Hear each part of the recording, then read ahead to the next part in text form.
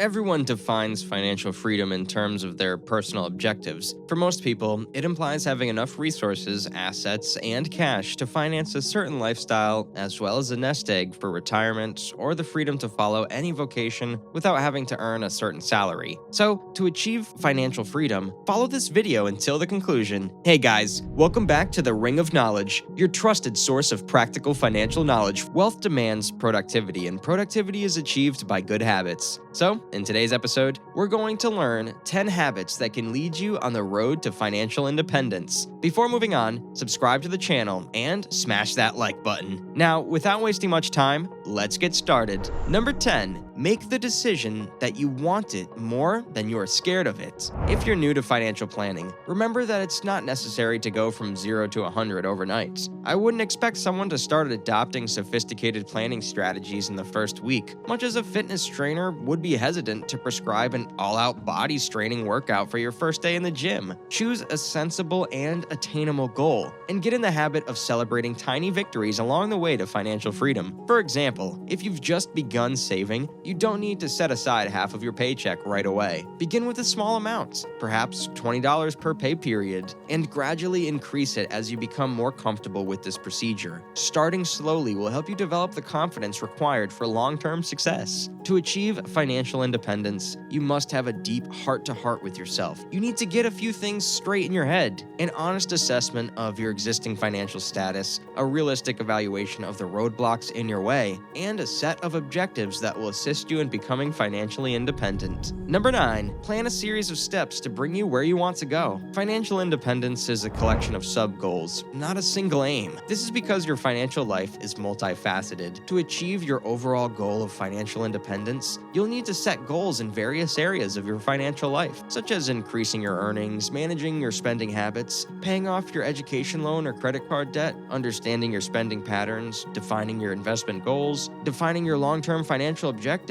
purchasing the best life insurance for your family, and putting in place a legacy plan for your heirs. We'll go over each of these categories in more detail later, but it's critical that you make such a list with a goal for each particular category. This will ensure that you're progressing with your complete financial condition rather than focusing on one element at a time. Number 8. Make the decision right now to live below your means for the rest of your life. If I had to choose just one step from this list of 10, it would be this one. This is because no future steps will be feasible unless you totally commit to mastering this one. It's critical since it's the single step that will offer the majority of the extra income you'll need to complete the majority of the other tasks. One of the most important costs of learning how to be financially independent is learning to live within your means. And if you have not previously mastered this method, it will be uncomfortable and downright excruciating. Our parents were destitute as children, but they were affluent in tradition, family, and faith. Their instilling frugality taught a habit of rejecting unnecessary expenditure, as well as the value of time over money. Setting a goal to promote frugality has had the greatest impact on my wealth accumulation. This frugality value is something my wife and I have passed down to our children. Number 7. Keep your career or business moving forward at all times. You can advance your career by honing your work abilities and boosting your worth to your employer. You should put yourself in the contention for promotions whenever possible and keep your options open with alternative employers. If you're self-employed, it entails constantly striving to keep your company moving forward. Working on your career is similar to investing in yourself. Whether you are salaried or self-employed, it's one of the finest ways to make a solid return on your investment. If you are self-employed, it simply implies that you have several bosses to please. So, ask those bosses and clients how you might better serve them on a regular basis. In the past, I've done this with basic surveys.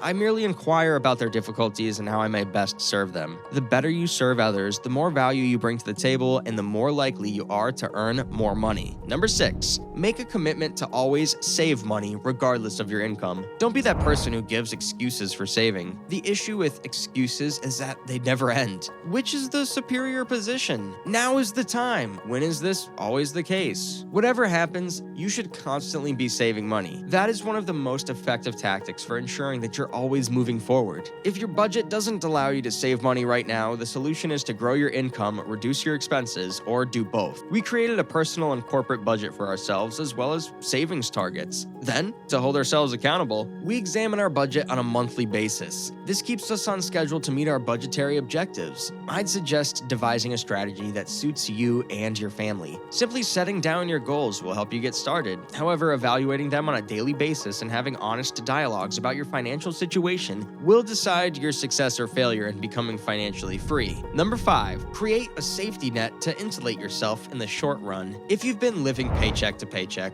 your first savings aim should be to build a safety net. You can accomplish this by establishing an emergency fund. This fund should be kept in a completely secure account, such as a saving, money market, or short-term certificate of deposit. It's not intended for investment because investment entails risk, which is not the aim of an emergency fund. The first goal should be to amass enough money in the account to cover 30 days of living expenses. After that, your goal should be to accumulate another 30 days of living expenses. If you are a salaried employee, the account should include 4 to 6 months of living expenses, and 6 to 12 months if you are self-employed or paid completely by commissions. Number 4, diversify your assets. This returns to the issue of not knowing where markets are headed in the future. Diversifying your investments across multiple asset classes is the best strategy to protect yourself from unforeseen surprises. In the grand scheme of things, you should have a specific amount of money invested in equities, fixed income investments, peer-to-peer lending, cash, natural resources, and real estate. This will save you from taking a large hit if any of those sectors crash, while also allowing you to take advantage of good markets wherever they may be. Also, don't go overboard with your investments. For equities, go with index funds because they have lower investment costs and don't create a lot of capital gains taxes. Keep your real estate interests in real estate investment trusts, which are similar to real estate portfolios. Number 3, also diversify your income sources. You should diversify your income sources just like you would your investment portfolio. The economy and employment market are not as solid as they were a few decades ago, and you must be prepared to ride through the ups and downs. For example, if you work full-time, consider starting a side business. It will not only give you the additional income for savings and debt reduction, but it also serves as a replacement for the job you lose during the next recession. If you own a firm, consider diversifying into related income streams. You can even consider developing passive income streams, such as investing in a small firm operated by someone else. Multiple revenue sources, in and of themselves, might constitute a form of financial independence. Number 2, protect as much of your income as possible from taxes. Taxes represent a significant drop in your income, which means you'll have less money to save, invest, and pay off debt. You'll be able to keep more of your money rather than give it to the tax authorities if you use tactics that cut income taxes. Retirement plans are the simplest and most effective approach to protect your income from taxes. If your workplace has a 401k plan, contribute as much of your earnings as you can. Invest no less than the amount required to receive the maximum employer matching contribution. For example, if your employer equals up to 6% of your contribution, you should try to contribute at least 6% or more. Use individual retirement funds as well. Take one even if you do not qualify for an income tax deduction. Even if you do not get a tax deduction for your contribution, both regular and Roth IRAs allow you to delay income taxes on investment earnings. Create a customized retirement plan for your business, just like a solo 401k, SEP, or simple IRA